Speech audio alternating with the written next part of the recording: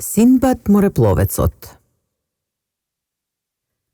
Кога царувал халифот Харун ал-Рашид, во Багдад живеел еден човек што луѓето го викале Синдбад. Тој бил отепан сиромав и за мала награда на својата глава разнесувал секаков вид товар. Еднаш, кога на сончевиот припек носел некаков тежок предмет, капнат од умора, Синдбад седнал да се одмори пред куќата на еден трговец каде што имало клупа. Од подотворената влезна врата до него продирала пријатна ладовина од градината и до ушите му дошле звуците на лаута и песните на секакви птици, гугутки, персиски славеи, дроздови, горски гулаби и сладкопојни еребици. Синдбад зирнал низ вратата и во дното на градината догледал многумина робови и слуги, какви што имаат само царевите и султаните. Носачот го кренал погледот кон небото и извикал: Господи, ти даруваш со богатство кого што сакаш и на сиромаштво осудуваш кого што сакаш. Некои луѓе правиш срекни, а други како мене осудуваш на црна работа и ги подлагаш на понижувања.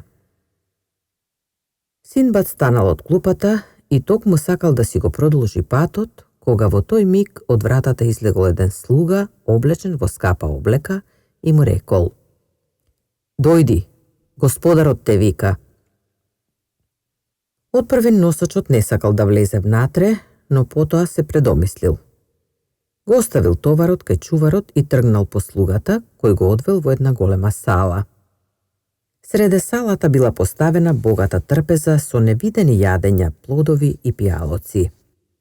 Многумина видни луѓе биле насобрани крај трпезата, а највидното место го заземал самиот домакин, чесен човек со благородно лице и со побелена брада.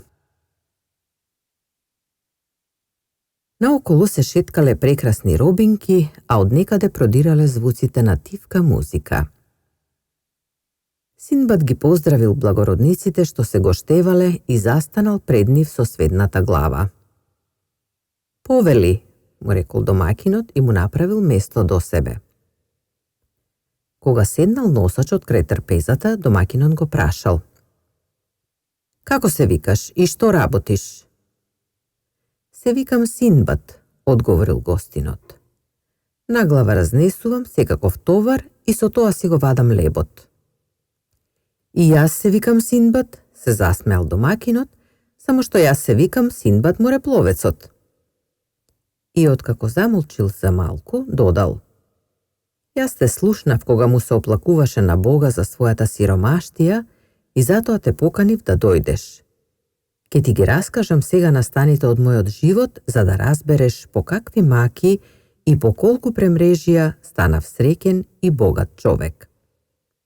Јас направив 6 патувања и секое патување е еден чуден расказ. Домакинот се обратил кон сите гости на трпезата и рекол: Слушнете ја и вие, драги гости, мојата необична историја. Прво патување. Татко ми беше богат трговец и кога умре ми остави многу пари и имот.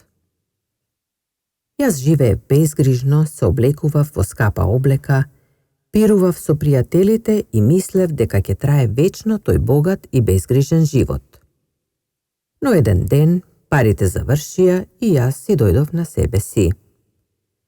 Кога сватив дека сум го изел своето богатство, се сетив на зборовите на татко ми, кој често имаше обичај да вели: Има 3 работи подобри од 3 други. Денот на смртта е подобар од денот на раѓањето, живото куче е подобро од мртвиот лав и гробот е подобар од сиромаштијата. Јас го продадов она што ми беше останато, собрав 3000 жолтици и решив да си ја побарам среќата во далечни земји. Накупив разни стоки и заедно со други трговци заминав за Басра, каде што се качив на една галија. Патувавме денови и ноќи и застанувавме покрај некои острови, каде продававме и разменувавме стока. Еден ден стигнавме до еден остров кој прилегаше на рајска градина. Капетанот на галијата фрли котва и ние слеговме на брегот. Некои запалија огнови и почнаа да приготвуваат јадења, други се зафатија да си ја перат облеката, а трети, меѓу кои се наоѓав и јас, тргнаа на прошетка. По едно време капетанот скокна на палубата и свика колку што го држеше глас. Бргу бегајте на галијава! Островот на кој се наоѓаме не е остров, туку огромна риба. Таа е заседната во морето и обрастена со дрвја, но вашите огнови ја стоплија и ја раздвижија. Еве таа сега ќе се нурне во водата и сите ќе изгинете. Веднаш трчајте ваму и спасувајте се. Од овие загрижувачки викотници на капетанот, патниците летнаа да бегаат кон галијата. Многумина се спасија, но други, како мене, не успеа да избегаат, па островот, откако се раздвижи, потона во морето. Во последен миг јас се дофатив за едно големо корито, од оние во кои некои патници си ја переа облеката, седнав во него и запливав по бескрајната водна шир. Цел ден и цела ноќ се носев низ морето, додека најпосле ветрот и брановите не го изфрлија коритото до еден остров со крајбрежни дрвја чиишто гранки беа надвиснати над самата вода. Јас се фатив за една гранка и со голема мака успеав да се спуштам на островот. Бев толку изморен и малакстан, што веднаш паднав на земји и се внесов во длабок сон. Се разбудив дури на следното утро и тргнав да си побарам храна.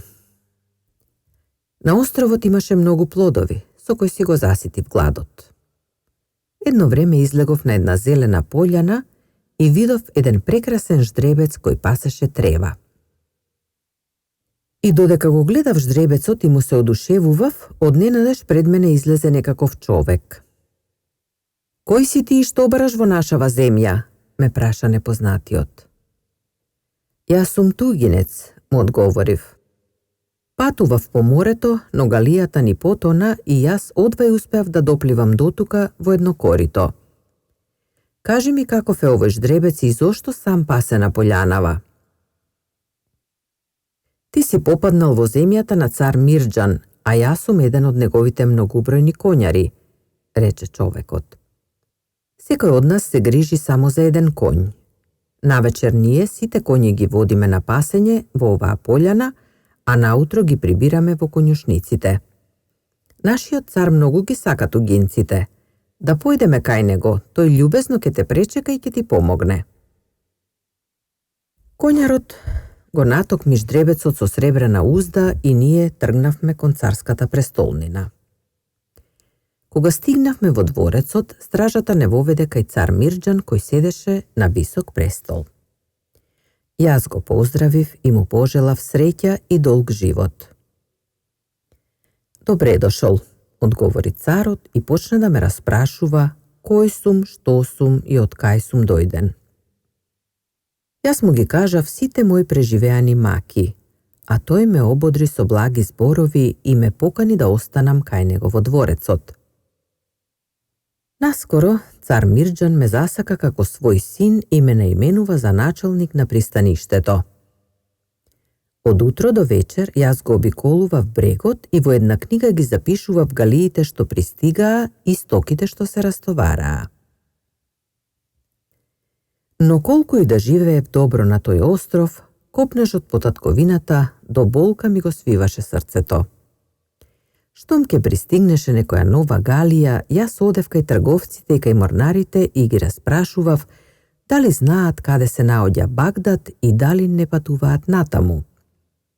Но никој не знаеше каде се наоѓа Багдад, дури никој не го имаше слушнато неговото име.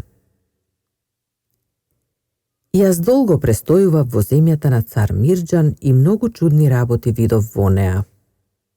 Таму имаше риби со глави на буф, имаше тигри што летаат и дрвја што пеат. Но ако почнам да раскажувам за сите тие чуда, расказиве ке немаат крај. Еден ден до островот се приближи огромна галија со многумина трговци и морнари. Кога влезе галијата во пристаништето, морнарите спуштија скала на брегот и почнаа да истовараат секаква стока. Јас стоев наблизу и се бележев во книгата. Нема ли друга стока на галијава? Го прашав прик вечерта капетанот. Има уште некој бали, одговори тој, но нивниот собственик одамна потона во морето. Ние сакавме да ја продадеме неговата стока, а парите да им ги однесеме на неговите роднини во Багдад. А како се викал тој човек? Го викаа Синдбад морепловецот. Кога го слушнав тоа, јас извикав: Капетане, јас сум Синдбад морепловецот, кој слезе од твојата галија на островот Риба и не можеше да побегне. Моите другари потонаа, но јас се спасив со милоста Божја. Тие бали се мои. Ти сакаш да ме измамиш и да ја земеш стоката, рече капетанот. Ние видовме како потона Синдбад, заедно со многумина други трговци. Зар не ти е срам да ме лажеш? Тогаш јас го раскажав моето доживување до најмали ситници и капетанот поверува дека пред него навистина се наоѓа Синдбад морепловецот. Тој ми го честита моето среќно спасување и им заповеда на морнарите да ги симнат од галијата сите бали на кои беше испишано моето име. Јас ги одбрав најскапите ткаенини и му ги однесов на царот, раскажувајќи му за случајот.